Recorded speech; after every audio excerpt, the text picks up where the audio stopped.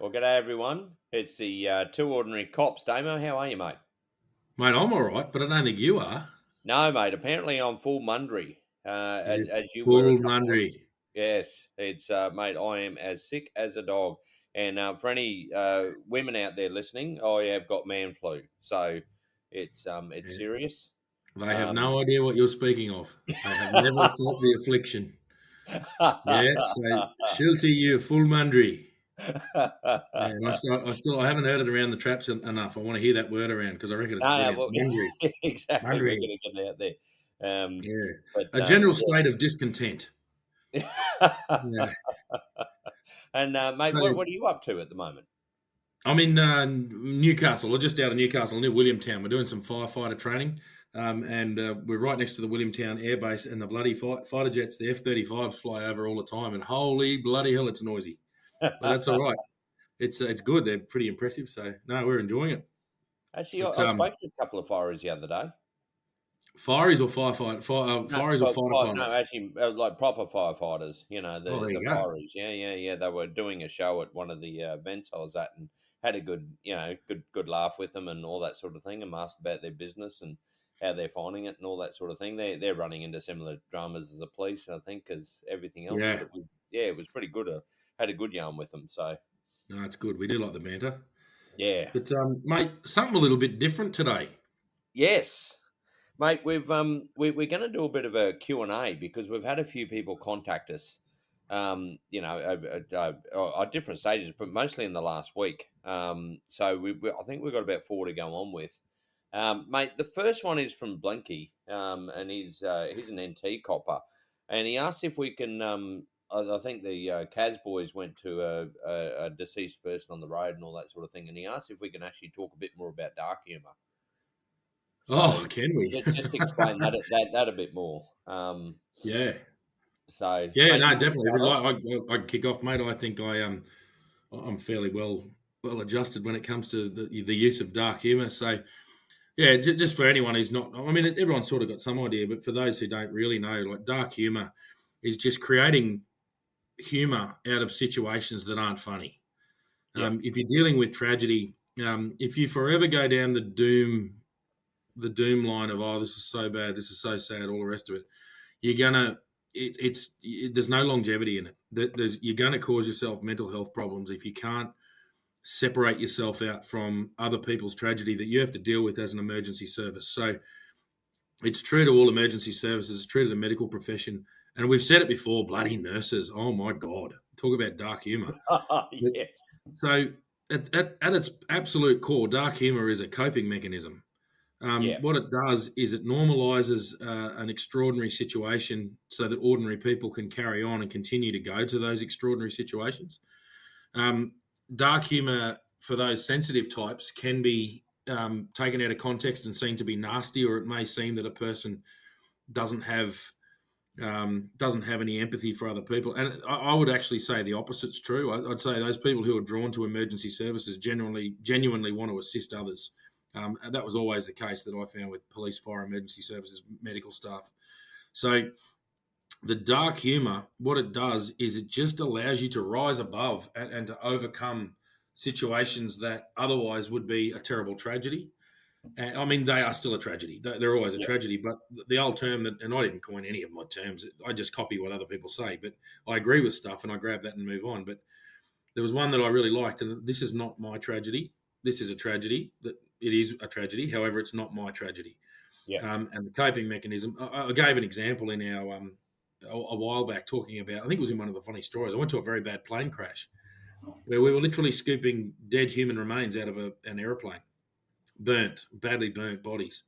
So that's a pretty traumatic job. It could be. It could be something that you would remember for the. I mean, I'll remember it for the rest of my life because it's not something you do every day. Yeah. And there was humour there. There was a few times that there was just a chuckle or someone said something that lightened the mood. It's super important that you can understand why people have that light humour. Um, it could be anything. It's So the example there was because we couldn't identify the bodies, we wrote on the body bags B1 and B2, and the humour came out in that B1 and B2. For those who don't know, or those that don't have young children, are the bananas in pajamas. So straight away when we see B1 and B2 written on body bags, we go, are you thinking what I'm thinking, B1? I think I am B2. It's a comedy thing from the Banana in Pajamas kids show on ABC Kids. So little tiny things like that. They're never at the expense of the victims, but what they do is they just slightly lighten the mood and they allow you to elevate past a horrible situation. Yeah. Nurses are very funny, and sometimes it's at the expense of a person, but not at them personally. It might be at the expense of something someone's done, but it's said anonymously, so we don't identify the person. Yeah. And it might be they might give someone a nickname that they, and look, a lot of people would say, well, that's bloody terrible. You should be saying that. It's like, well, hang on, you're not doing the job. These nurses turn up day in, day out, or these people, whatever profession, turn up day in, day out and do that job. They would never show disrespect to the face of somebody. And I would even say that you never show disrespect to a person or a patient or anything like that. It's not that. What you can do is you can use humor in the situation, about the situation, to lighten the mood for those who are dealing with it. And we used to do it all the time. Everything was funny. We had names for people. Oh, one of the things I heard, and it's inappropriate. Dark humor is inappropriate. There was a plane crash. It happened in the Northern Territory, and I'm not saying when or how, but it wasn't the one that I was talking about previously. I didn't actually attend it, but I received the bodies. And one of the men, the aircraft had landed upside down and gone across the roof. And as a result, just the sheer impact had taken off the top part of his head. So one of the fellas had written on a note just for me. He's gone, this is, you'll find one body, and then Arthur is this fella. And I rang him and said, who's Arthur? He said, well, he's got half a head. So it was Arthur, half a head. So that's not being nasty. That is just lightening the mood and using a bit of humor. I'm listening to my words, and I understand that people who aren't involved in this might be thinking that, oh, you're just horrible humans and all that. Okay, go and do the job and tell me how to do it differently and do it for 20 years and don't become an absolute basket case. Yeah. I would even say that a lot of the humor's been taken out of the job, and as a result, people are suffering because of it. Yeah. For us, humor was everything. One thing I did want to touch on with the dark humor, we were very sensitive around humor in autopsies. I did a lot of autopsies. I was involved in a lot of autopsies. They're done by a forensic pathologist and a mortuary technician, and I was the third hand, and quite often weigh organs and things like that as we're doing the autopsy, and just assist with little things around the room, but also make observations as an investigator. So there was a sign up on the wall as you get dressed. So you've got a donning and doffing room as you go in and out of the actual theatre. And that's where we don't wear full gear like a surgery would, because infection control is not as big of an issue. But we do go in there, put our big coats on, put on masks, put on gloves and big gumboots and everything like that. So it's called the donning and doffing room. And there's a sign on the wall, and I appreciate it. I thought it was really good. And it said, you are the custodians of this person, and please treat the walls of this facility like the members of the family of the person you are dealing with. The dignity of the deceased is the highest priority. And I completely agree with that. That was absolutely, we always treated those bodies with complete dignity. And not treating them as such is not funny. It's despicable. But it didn't mean that there wasn't a joke. And quite often nothing to do with what we're doing. It might just be that someone will tell a dad joke. Like the forensic pathologist that we used to get come down there was an old Englishman, and he had a fantastic sense of humour. And he would often say things that had nothing to do with what we were doing, but it created humour. And never at the expense of the deceased. It was just that we're dealing with a deceased person, and it can be, it can be a little bit full on. So there was just a bit of humour there. And I'll give you a quick example before we probably move on a bit. One day I was there, and there was a person who'd passed away of a particularly weird illness, and we were just trying to get to the bottom of it because I was the one who had to put together the coronial file. So anyway, as we're doing the autopsy, we were sort of observing a few different things to do with this person's brain, because it looked like an encephalitis kind of thing, which is an infection of the lining of the brain. So we're inspecting the top of the brain and doing swabs and all that sort of thing. And I'm just hitting him with question after question after question. And he was a really patient, really calm fellow who would explain things, and extremely knowledgeable. So he was a really good guy to spend time with. And I'll never forget, he answered every question I had very succinctly, and in a non-condescending way. He would explain them and then bring it back a little bit from extreme scientific explanations, but never condescendingly. But I asked him one question. He goes, "Well, Damien, I'm glad you've asked me that question. And the answer to that is fucked if I know." And I just thought, how good is it? We just roared all three of us in the room just roared laughing. Yeah. The fella on the slab could have giggled. I'm sure he would have. Yeah. Uh, Yeah, I like to put it into like give another one, and I've had mentioned this before, but I didn't mention exactly what I said. But I remember you were having a bit of a debrief. You went to a pretty bad accident, car accident, and the body was dismembered and all that sort of thing down the road, and it was a pretty morbid talk. We're just talking over a beer and all that sort of thing, yeah. and everybody's feeling down. They're like you just got it. Everybody's just feeling like shit, basically. As you're pouring your heart out about everything that bloody you just dealt with and all that sort of thing. Anyway, I just turned around. I thought, well, and this is what it is. And I just turned around to you. I said, Damo, did you try CPR? Yeah. And, Yeah. Like, mate, where do you want me to blow into? yeah. Yeah, exactly right. And No, it was and just one of those things because it just lightened, and like you said, mate, if you didn't do that, you'd end up as a basket case. oh god, yeah, yeah, absolutely. Actually, Um, another very funny piece, and it's not to do with emergency services, but I do find it extraordinarily funny when I saw it. I can't remember when, it was a few years ago. We drove past, and a very common sight on the side of the road in Australia was kangaroos hit by cars. There was quite a large dead kangaroo on the side of the road, which is really common all through Australia. But the funny part was someone had got, those balloons you get in the hospital, the little floaty balloons, get well soon. Someone oh had yeah. tied that to its leg, and there's a get well soon balloon floating off this dead kangaroo. I just thought that's magnificent humour. Okay, we could say that, yeah, kangaroos getting killed is sad, but that's bloody funny. I don't care who you are. That was funny. Yeah. And look, for any longevity in the job, and I know we've said this before, you've got to have that dark humor. Otherwise, you just Oh, won't. yeah. It's look, it's just one of those things. And like you said, for anybody that's sitting there and judging us and all that sort of thing, yeah, you're I'll go welcome and do to. the job. Yeah, exactly. Yeah, Yeah. yeah. We Yeah. to be completely honest, we don't really care until you've walked in our shoes. Yeah. Then you can judge. Yeah, go and do the So, job. Just go and do it. And if you can yeah, find a better way of doing it, I'm all ears. that's Simple as right. that. Well, mate, we've got another one, and this is from Yep. Chev. Mate, he's asked us, and this this might be a little bit funny, I reckon. He's asked that why are traffic cops those different breed of people, Oh, and why are they no. so Oh, morbid? this is polarizing. Oh, dear. So I've got to preface this by saying I have mates who are traffic cops. Yeah, They so do exist, believe it or not. There was I. banter. There was always banter between us.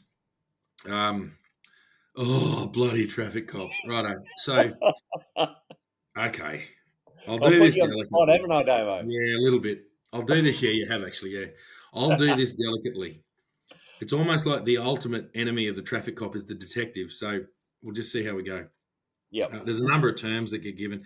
Poor old traffic. Traffic policing has to occur. All right. It can't not happen. Um, I just, it can be done in extremely overzealous ways. And unfortunately, 95% of the population has contact with 5% of the police force.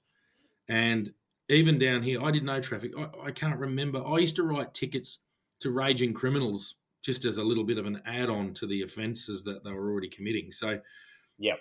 I really never did traffic policing on people who didn't have extraordinarily long criminal history because it just wasn't my target audience. It wasn't my job. I was doing other jobs. Um, oh, Schultzy, really? Look, I think I have a pretty evidence based belief on overzealous policing. I'm a firm believer in using discretion when it comes to traffic offending. The Yep. reason for this is, um, you know, you can teach a hell of a lesson by having a good interaction with somebody who might have committed a minor or not a major traffic offence, but a minor traffic offence. You can have a really good educational interaction with a person without just going a big abusive tirade where you've told them they're an idiot and they're going to die and bloody your behaviour, I scoop you buggers off the road and hear this. Yeah, look, whatever. Like the intention of the person is to travel from one place to another. Extreme excessive speeding, go your hardest. Drink driving, yeah, sure. Especially high range drink driving, go your hardest. But when it comes to that sort of stuff, when we're locking up pedophiles, when we're locking up murder, and literally people who carry out aggravated robberies and all the rest of it, if we abuse the crap out of them on a bloody and it gets found on a camera, then we get in trouble for not being polite. But it seems that there can be quite a bit of abuse from a number of traffic police towards people with no criminal history whatsoever. And the constant conversations that I have with people down here is, oh, Damo was a copper in the territory. Yeah, yeah. Oh, well, this bastard, I got pulled over by highway patrol the other day. I was like, I don't care. It's not Yeah. by me you didn't, mate. And it's always the same thing. It's like, you understand that most of the New South Wales police go to domestics all day and they actually deal with really high-end stuff, like the GDs in just remote areas, I mean. Do you understand the level of extreme offending that the police in southwest Sydney deal with? So, we're not talking about 62 in a 60 zone. Yeah, sure. I'm sure you had an interaction with the highway patrol and you're not happy with them. Yeah. I don't know. Look, I'm not stupid enough to say that we can't not have traffic. We have to have traffic cops. I Oh, get it. definitely. Yeah. I just think it can be done in a good way. It can be done in an educational way. You can still have a good relationship with the community, because I'm Yeah. all about that. I'm about the police engaging with the community in a positive way. Yeah. And a really good way to just get people offside is to be unreasonable. If you Well, can't have a conversation with a person, and I'm not saying belligerent dickheads. I know all this. I was a policeman for 15 years. It's not my first rodeo. yeah. I'm talking about people who have just, you can have an educational interaction with somebody and they will drive away learning a lesson and actually gaining more respect for the police. And I think it can be done well and it can be done poorly. Yeah. Yeah, mate, I agree with you. I was just thinking, like, policing is basic. Traffic police is more like regulatory offences. So, Yeah, um, pretty well. there's a sense there where you're either right or wrong. It's black and white. Yeah. You either break the law or you don't. I Yeah. think maybe that when you've been doing it a while, you just get used to. You don't have to create I suppose a connection with the person you're dealing with, like the offender, so to speak. Yeah. And maybe that's where it's born from. I'm not entirely sure, but I know, like, because us, when you're actually investigating something, you, you bring in a pedophile, you still need to create a relationship because you need them to chat to you. Yeah, that's right. You need to extract It's the evidence. that's right. A lot of traffic offending is you providing all the evidence yourself. You've got traffic infringement detection devices in your vehicle. Yep. It's a big flash word for radars. And, I would say I don't think there's a jurisdiction in Australia now that doesn't have automated number plate recognition cameras on their highway patrol vehicles. So Yep. that straight away, as you're driving through, that's scanning number plates and immediately putting them through a computer system to look for any kind of what we call an alert or I'd probably call different things in different jurisdictions, but basically it can run instantly that vehicle or that number plate through the database, and there can be people associated with that. It may be that it can detect immediately if the registered owner of the vehicle is unlicensed. It might be that the vehicle's unregistered. That's the simple stuff. It can also be that there's a person with a warrant associated with that vehicle, all kinds of things. Domestic violence. Domestic violence orders are quite often attached to number plates, so that it will be the registered owner of this vehicle is subject to a DVO. So there's all kinds of information that's attached to that number plate, Mm. and the highway Yep. patrol vehicles can automatically detect that as they drive down. As you're driving along, you hear a blip, which is clear, and then you hear doo-doo or something similar, which means there's an issue. And quite often you can do a U-turn and apprehend the vehicle and go from there. So the highway patrol vehicles are an excellent source of information, and we'd often do combined operations with them for drug enforcement. But yeah, I'm not against traffic policing. I don't want idiots on the road either. That needs to occur. I do think it can be harmful if done just very overzealously. If you just people make mistakes. Like Yep. to be human is to err. Simple as that.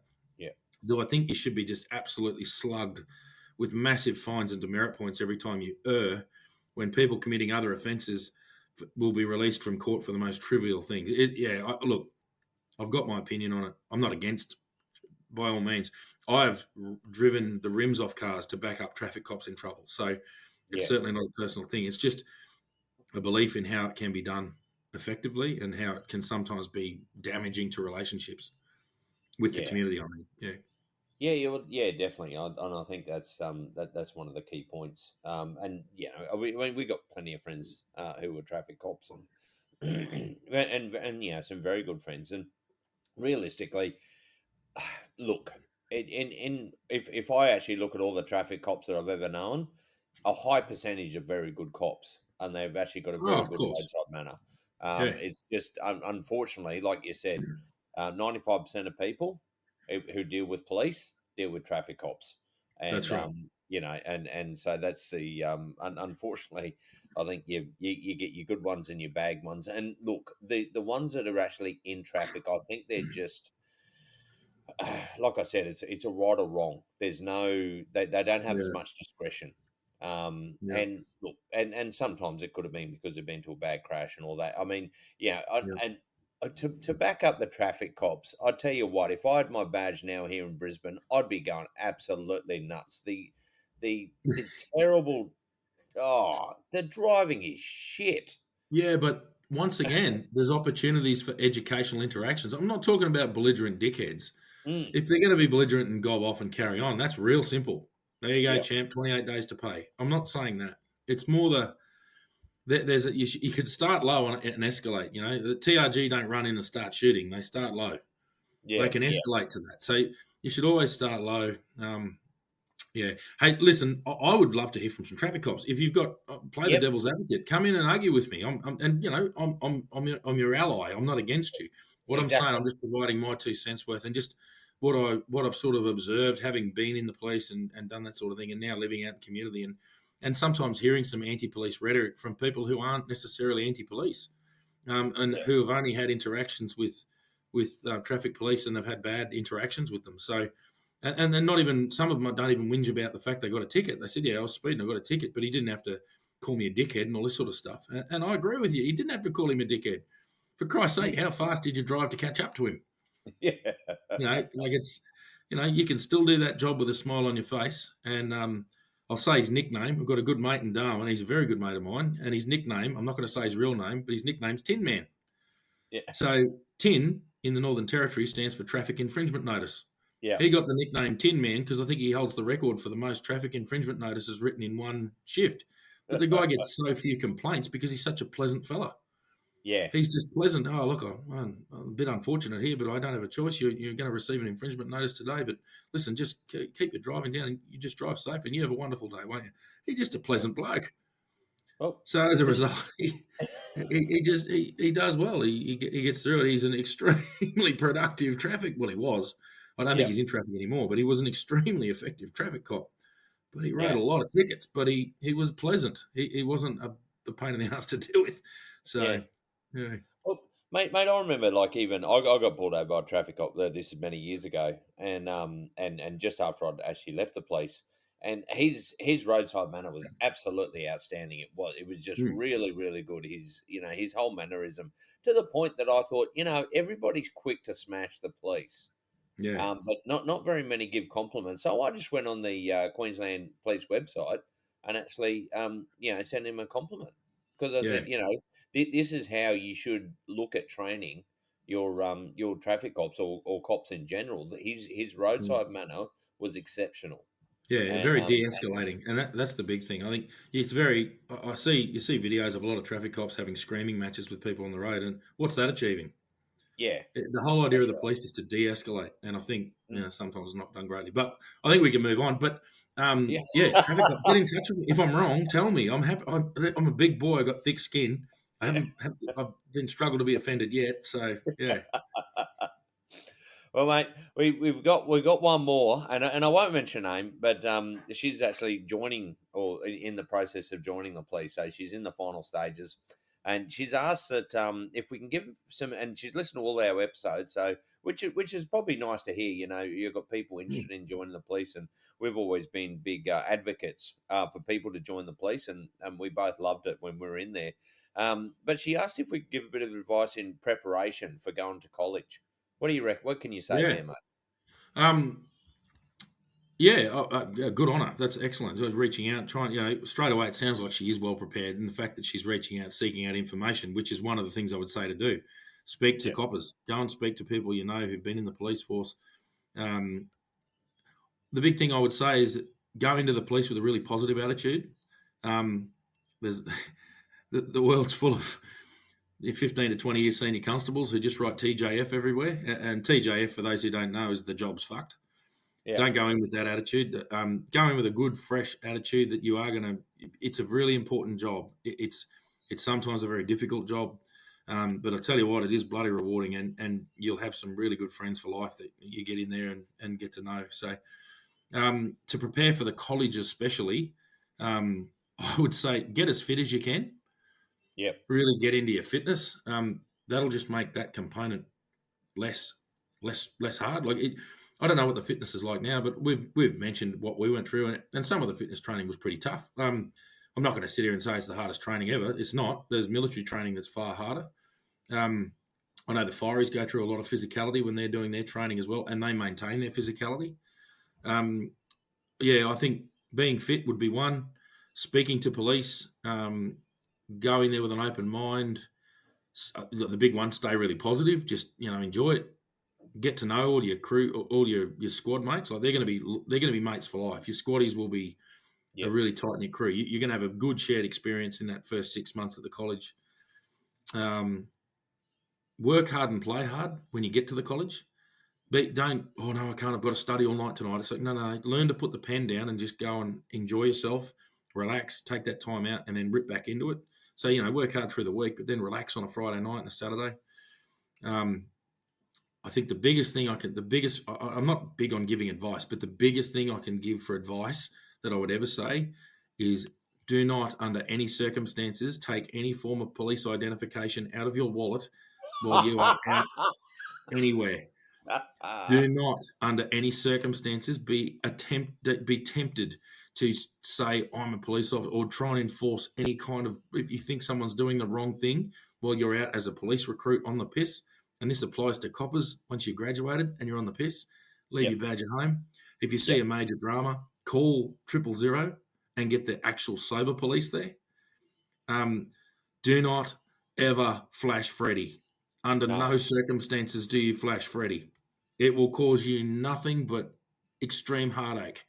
yep. So I think that's my only piece of serious advice.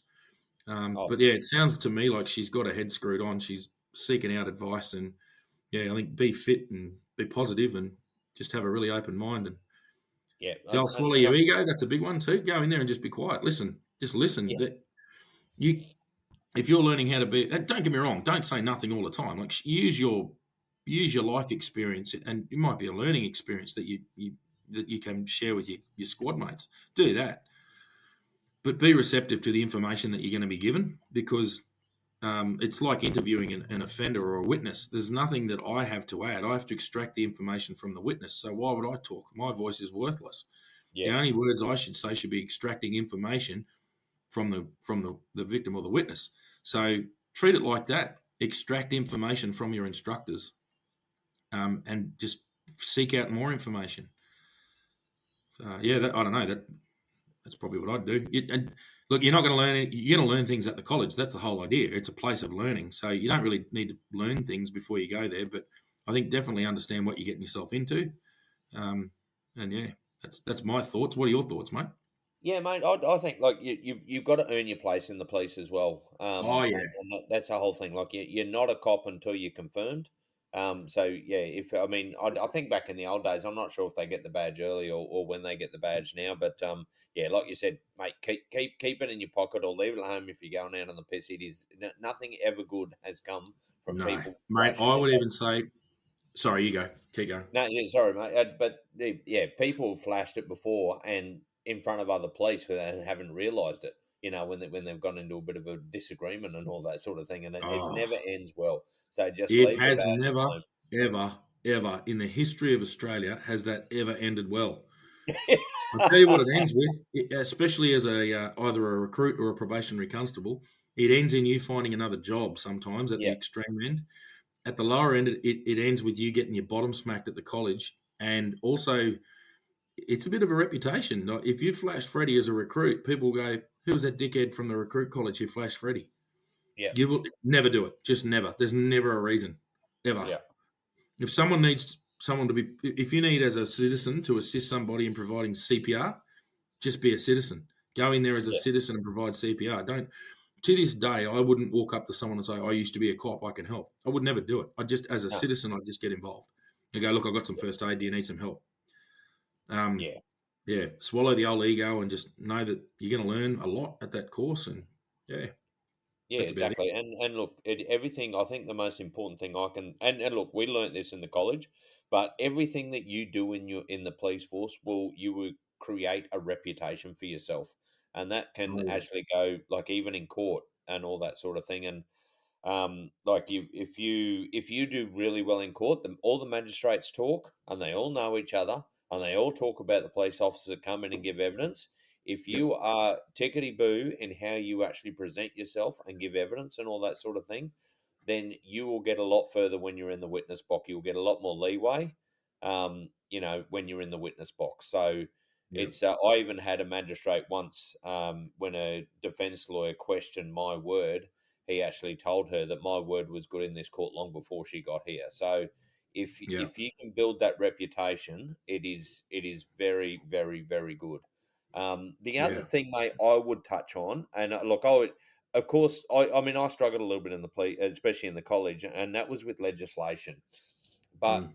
what I would actually start to do, if you're, before you get in there, the important things to remember are probably the Criminal Code Act, 27, 28, 29, those sections. Learn it. Know the Police Administration Act inside out and back Yes, to front. 128, Yeah. probably Well, the 128 entire, yeah, the Police Administration Act, just know it is inside out all of and it. back to front. Yeah. Just read it. But Start reading the Police Administration Act, if nothing else.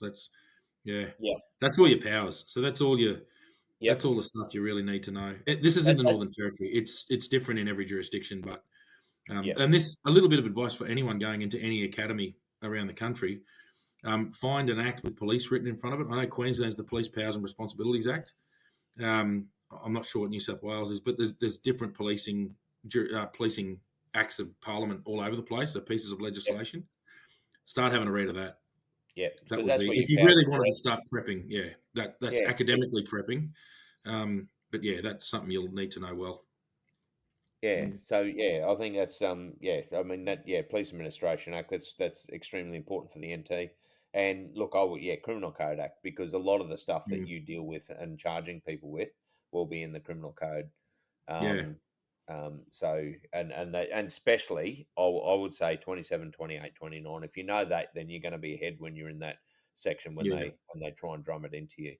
And that's that famous piece we always come back to talking about use of force, justification of use of force. Yeah. So yeah, no, definitely. Yeah. So, Yeah, but the college. Enjoy it. Enjoy the college. Go in there and just be. Yeah, I still look back. There's going to be times that are crap. yeah, That happens. But the things worth doing are often hard. So that's fine. Just understand that you're into it and definitely prioritize that. At least the well work life balance at the college tips fairly severely towards work. yep, Um, but it's only 6 months or whatever it is now. It's not a huge piece of your life, but just yep. knuckle down, get it done. It's definitely worth it. Graduate, come out the other end. It'll be a proud day when you graduate. So, Yeah, yeah, mm, yeah, definitely, exactly. And look, I can still remember when we went through the college. There were times that we were sitting there going, getting the shits with it and all that sort of thing. But you just got to ride through it.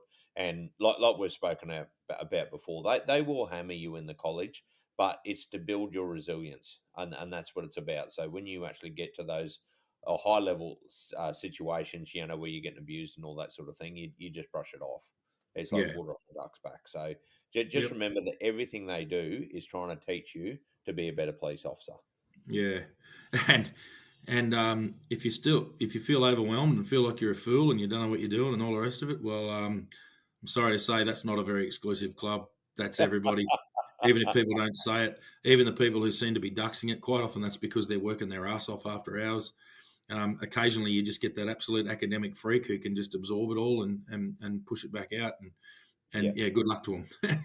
But yeah, yeah, understand that it takes hard work from everybody, and Plenty of people have gone before you. Plenty of people will go after you. Yeah, it's your time. So yeah, get into it. Yeah, yeah, exactly. Well, mate, how did you enjoy the Q&A, Damo? Yeah, that was pretty good actually. I thought I don't know. I have to listen back to it. I can never tell when I talk. Just talk. I just my brain just spits out information. That's yeah. We'll see how we go. But Mate, yeah, so the beauty. What were you going to say? nothing's changed, mate, since I've ever known No, you. no. So I think the beauty of something like this is, that, yeah, we do want to hear from you. Like if you do, we've had a heap of people comment and send us messages and things like that. Please do it. Like we're happy to talk about anything. And the beauty of us is we don't have the ego. So if I Yeah, don't know, I'll tell you I've got no idea. But we'll find out. Let's find out. It'll be a little challenge for us. yeah, So between us, we're pretty experienced, so a lot of the questions are pretty easy for us to answer. And the other thing is, it's just our opinion. A lot of the time, it's for yeah. whatever that's worth. No, all ordinary opinions, mate. That's Very ordinary. We're too. That's, and I'll come back to that. There is nothing special about us. We just did no, this job for a little while. I don't think we were too bad at it. That's about it. There's nothing no, special about that's us exactly whatsoever. right. And there's Yeah, people out there every day, like today, or even back when we went through, and they're doing the same thing, day in, yeah, day out. And yeah. a big shout out to those, to everybody on the front line at the moment. Yeah, good You're man. doing a hard job. Actually, today we're recording this on the September 11, and where there's been some bloody pretty full-on riots happening down in Melbourne around the land warfare. There's some land warfare contractors Oh, yeah. conference down there, and there's some pretty full-on protests going on. So, chin up, we're with you. We think you're doing a bloody good job. I've seen some footage down there, and you're dealing with a fair bit of shit. So, yeah, good on you. Yep. Yeah, exactly. Keep it up, and know you've always got us as backup. Well, in Well, that no, you don't. sense. We're not coming to help, but we're supporting. Yeah, let's not go nuts. Yeah, two balding, aging, middle-aged men coming to help you. I'm pretty sure you got Oh, better.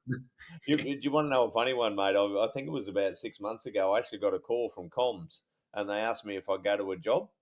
Oh, So my phone number must have been on. I said, "Look, I can do it if you want, but you have to reinstate me, yeah, and it's gonna it's probably need going to to cost, retrain me. it's going to cost quite My a bit of first aid, PA and yeah, fuel." my first aid certificate's expired. You're gonna have to run me quickly through my requals, but I'm coming. Yeah. How much legislation's changed since 2016? Oh, very funny. I didn't know that. That's very funny. Yeah, yeah, yeah. I thought that was. That's good. Yeah, I think my phone number ended everywhere when I was in the NT. yeah, Even the chief minister's office had it, got it somehow because they called me up one time when they were having difficulties out there with after the cyclones. So, yeah, right. um, Yeah, no, I'm coming. You're just gonna have to drop me out to Amberley. I'm gonna have to get in an F18, otherwise the response time's gonna be shit house. Yeah. oh dear. Well, mate, I think Anyway, that'll mate, wrap it up. It's pretty yeah, good.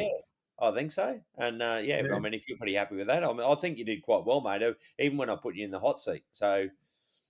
Oh, Ken and Will talk crap, mate. You know how it is. Yeah. No, yeah, and no, look, and keep the comments up. We really enjoy it. Yeah, let us know what we need. They'll let us know what you yeah, want. We'll yep, think of a few things ourselves. We've got a bit of a plan coming up. We'll probably talk about that once it's confirmed. But yep. yeah, there's plenty of things happening. So Which yeah, is the definitely, 200 yeah, cops, pretty mate. exciting. Yeah. Good.